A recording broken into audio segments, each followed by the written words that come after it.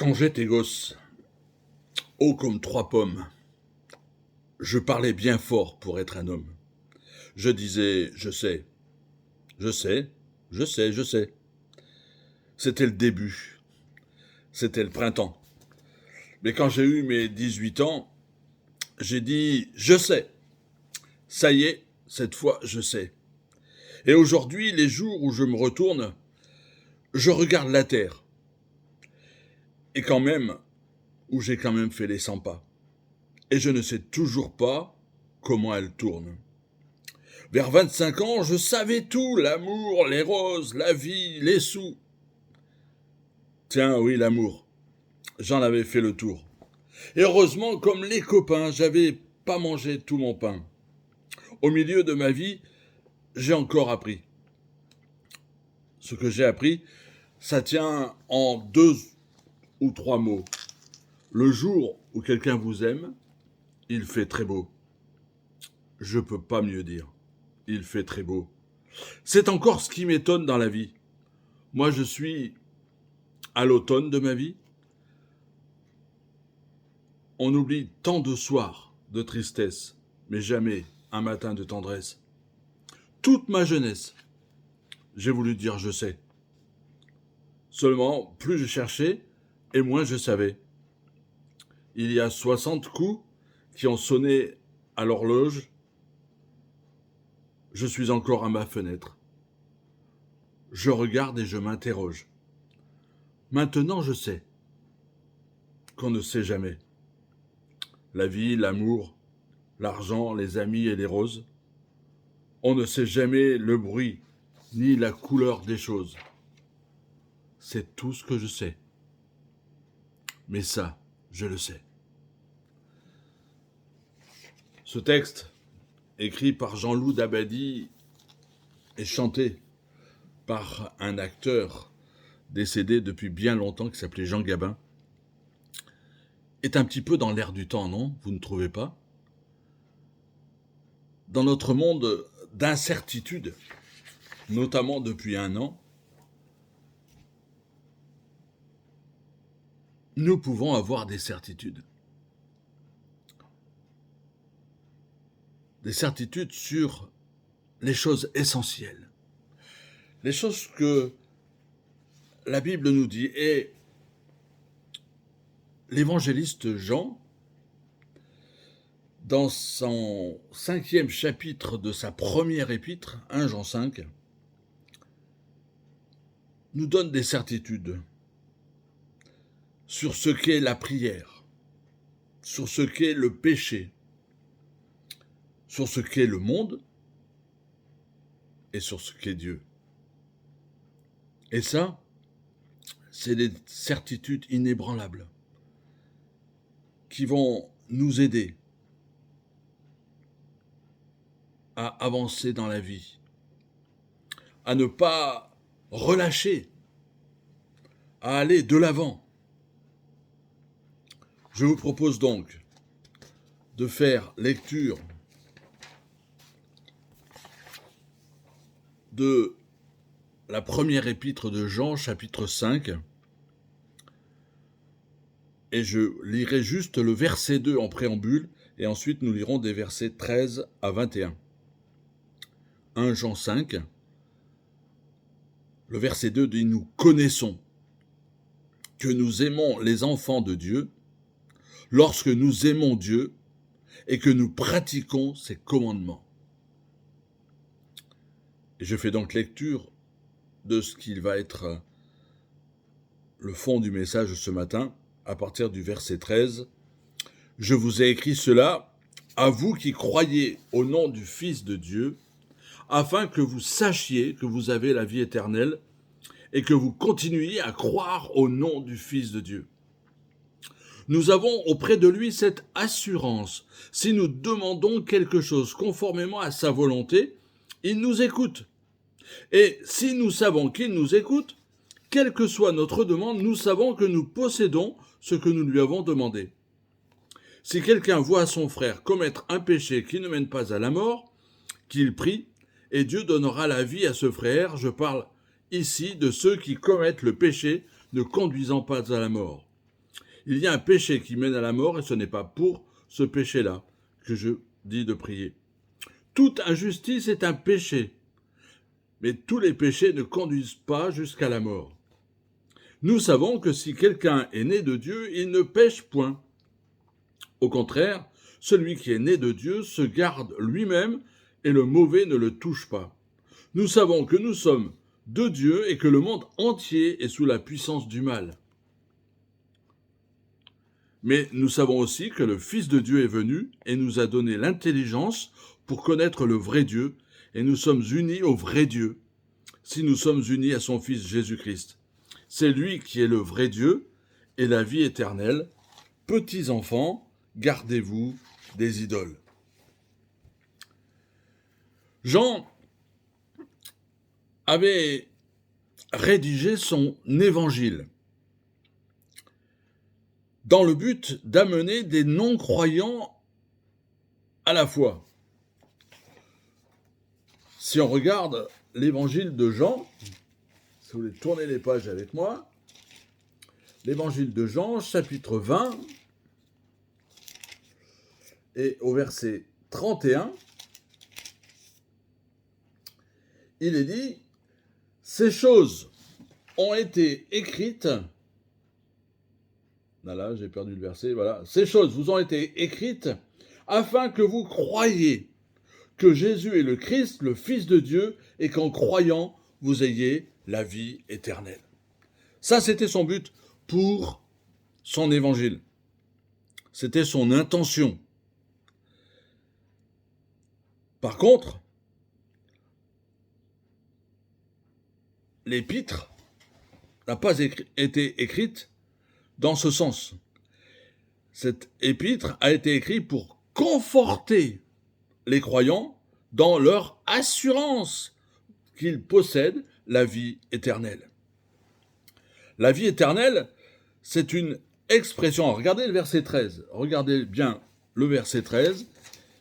Il est là. « Je vous ai écrit cela afin que à vous qui croyez au nom du Fils de Dieu, afin que vous sachiez. » Vous qui croyez, pour que vous sachiez que vous avez la vie éternelle et que vous continuiez à croire. L'objet, c'est croire. Et donc, l'apôtre Jean, ici, va nous donner des certitudes. 5 certitudes. Ces 5 certitudes, elles se branchent sur le fait que nous croyons. Donc, c'est un texte qui rassure, qui exhorte, qui encourage. L'Église dans laquelle était Jean a perdu des membres, a perdu des personnes ont quitté. Jean, et c'est lui que ça engage, dit qu'il n'était certainement pas des leurs. S'ils étaient des leurs, ils seraient restés. Mais pour l'instant, il s'adresse à des gens qui ont la vie éternelle, qui ont une relation avec la personne de Jésus-Christ et qui participent à sa nature. La deuxième assurance que Paul donne ici, c'est que la prière exaucée constitue la deuxième certitude.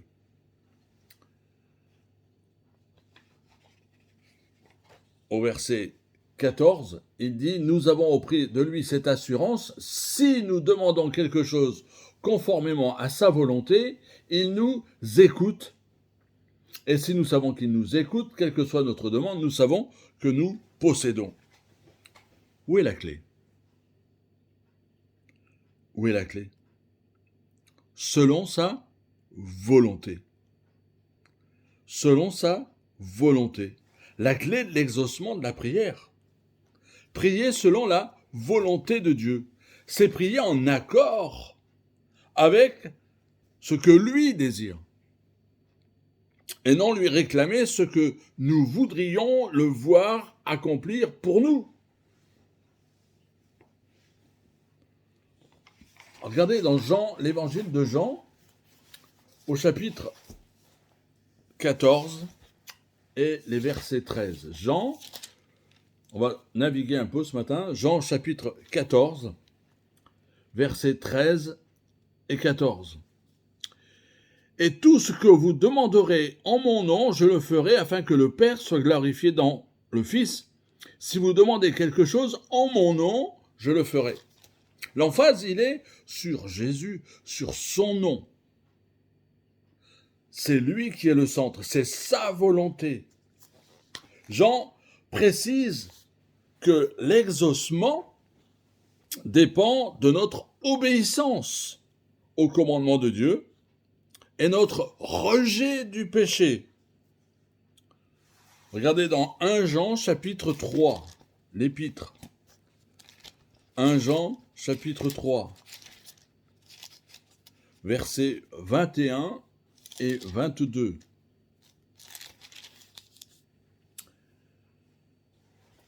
Je lis. Bien-aimés, si notre cœur ne nous condamne pas, nous avons de l'assurance devant Dieu. Quoi que ce soit que nous demandions, nous le recevons de lui parce que nous gardons ses commandements et nous faisons ce qui lui est agréable, selon sa volonté. Est-ce que nous pouvons demander à Dieu des choses selon notre volonté? Si nous sommes en communion avec Dieu, si nous lisons sa parole, frères et sœurs, si nous vivons conformément, et ce ne sont pas nos efforts, c'est la transformation, c'est ce que Jean dit, la transformation de la parole de Dieu, qui nous transforme, qui nous donne cette assurance que Dieu nous écoute. Nous savons, nous sommes sûrs, nous ne parlons pas au mur. Nous faisons ce qui lui est agréable, être agréable à Dieu. Il n'insiste jamais. Comment un enfant de Dieu peut insister sur ses propres désirs plutôt que de chercher à satisfaire ceux de Dieu? Qu'est-ce que Dieu veut? Vous n'êtes jamais posé la question? Qu'est-ce que Dieu veut pour notre vie? Quelle est la volonté de Dieu? On le dit dans nos phrases. Selon ta volonté, que ta volonté soit faite. Mais on a du mal. Et là, le texte nous dit, il nous écoute. Dieu entend toujours les prières de ses enfants. Même si sa réponse ne correspond pas toujours à leurs attentes.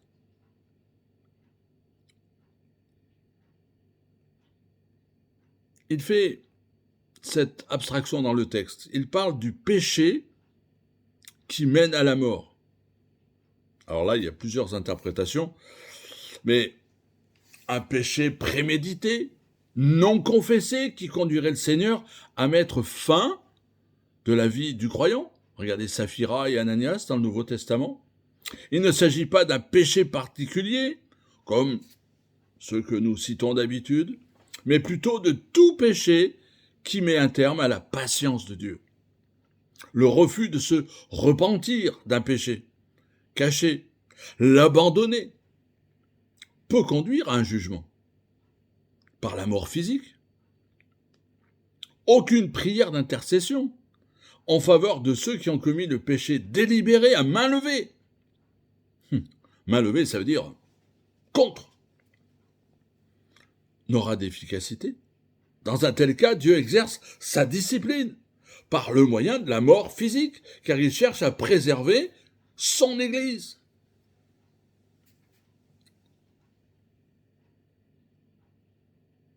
L'opposition ici entre le péché qui mène à la mort et le péché qui ne mène pas à la mort implique la distinction entre le péché que peuvent conduire à une mort physique et les autres.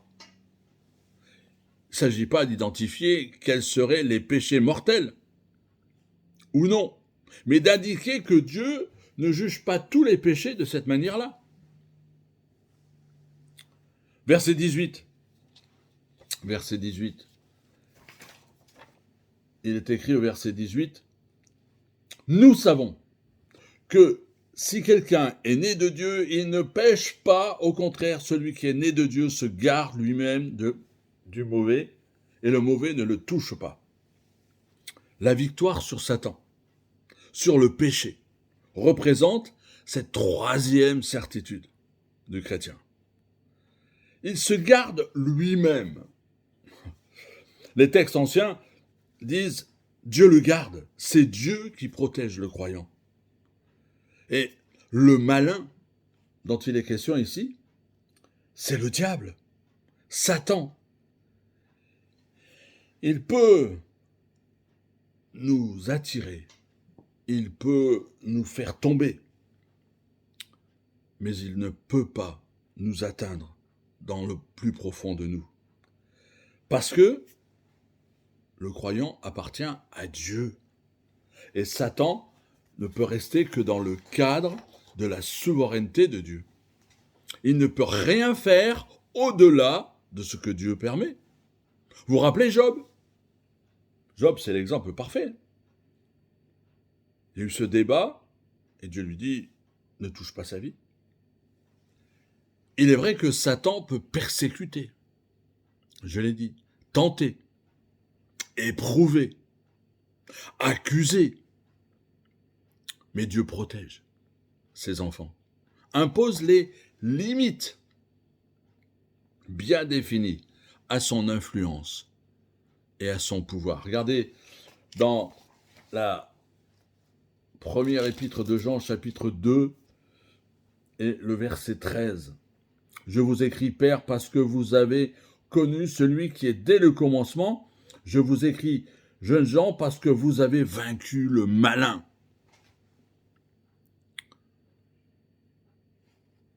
Verset 19.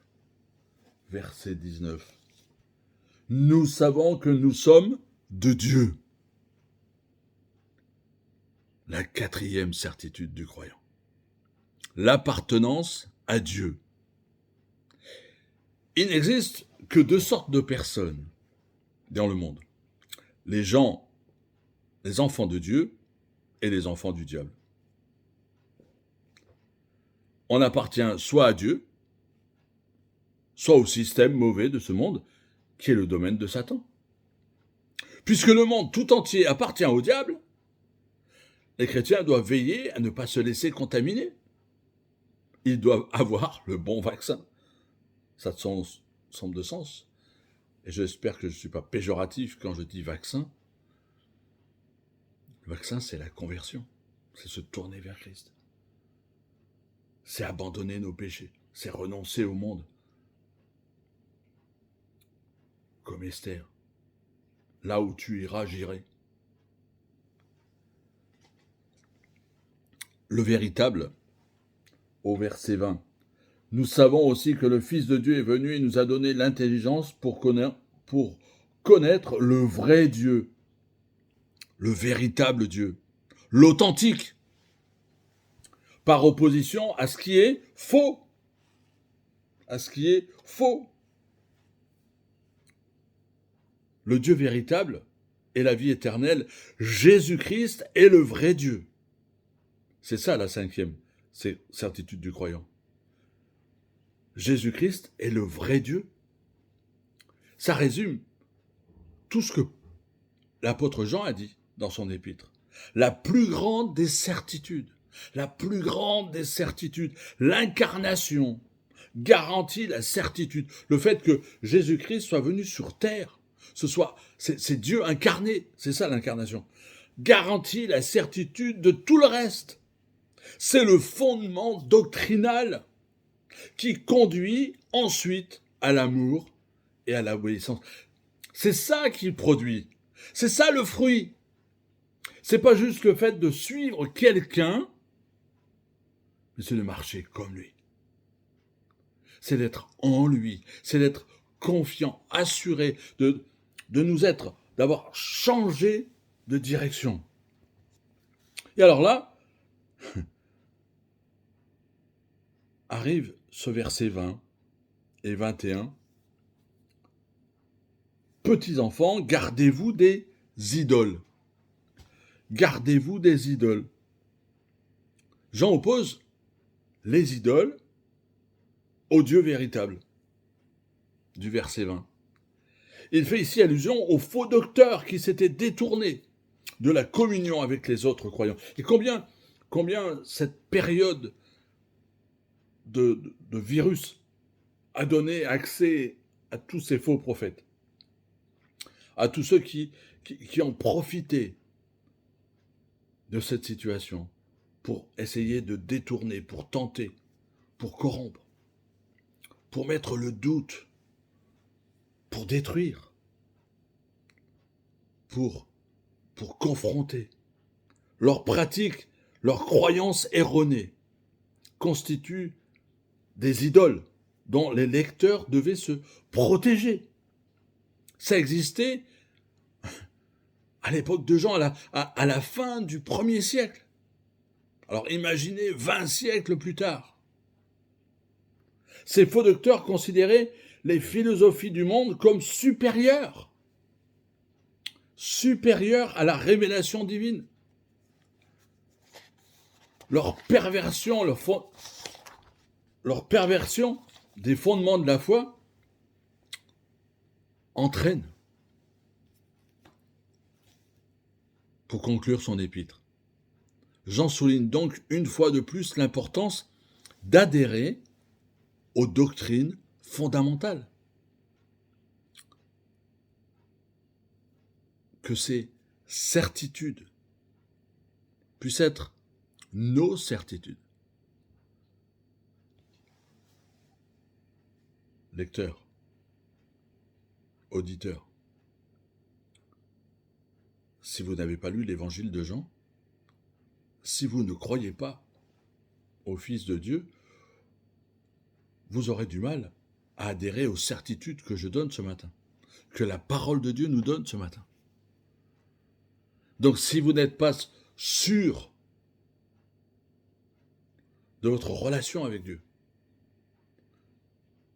si vous n'êtes pas accroché à la parole de Dieu, à Jésus-Christ même, si vous n'avez pas fait demi-tour, alors lisez l'évangile de Jean. Et ensuite, une fois que vous aurez lu cet évangile, que vous aurez cru, je vous invite à revenir sur cet épître. Et vous, auditeurs, peut-être attentifs, qui connaissez la parole de Dieu, qui croyez en Jésus-Christ, qui aimez Jésus-Christ, ce matin, l'objectif de ce message, c'est de nous encourager, de nous rappeler ces certitudes avec confiance, non pas d'être comme Jean Gabin, de dire « je sais que je ne sais pas ». Au contraire, je sais. L'auteur le dit 5 fois, nous savons, nous savons, nous croyons. Nous croyons que Jésus est bien celui qu'il dit être, qu'il est le véritable, qu'il nous écoute, qu'il nous garde. 6 mots. Petits enfants, gardez-vous des idoles. 6 mots. Restez connectés. Nulle part ailleurs, Jean ne parle des idoles. Jean exhorte les Éphésiens, et je vous exhorte à garder ce qui est vrai. L'évangile annonçait la connaissance de Dieu, c'est ça qui change notre vie. C'est ça qui nous donne de la confiance, non pas de l'arrogance, mais de la confiance. Encore une fois, si nous croyons, ou ce que nous croyons, a un impact sur ce que nous faisons. Un point clé pour tout ce que Jean dit dans sa lettre. Si nous restons dans la vérité, si nous gardons notre connaissance de Dieu, et ça nous pouvons le garder si nous avons cette relation personnelle avec lui, et son amour, nous vivrons par la suite une vie qui est digne, parce que nous saurons ce qu'est la prière, parce que nous saurons ce qu'est le péché, parce que nous saurons ce qu'est le monde, et parce que nous savons qui est Dieu, et qu'il n'est pas un homme pour mentir, pour se repentir. Vivons, amis, à la lumière de ce que nous savons. Gardons-nous des idoles, restons dans la vérité. Aimons-nous les uns les autres et vivons pour que notre Seigneur soit glorifié et authentifié.